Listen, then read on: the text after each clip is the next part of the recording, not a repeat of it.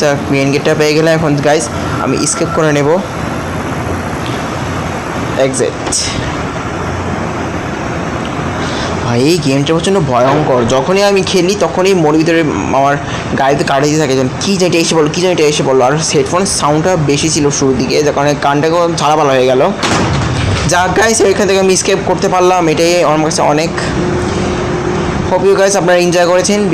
ভিডিওটি ভালো লাগলে অবশ্যই লাইক, কমেন্ট, শেয়ার এবং সাবস্ক্রাইব করবেন, পাশে থাকা বেল আইকনটি বাজিয়ে দিবেন। ধন্যবাদ।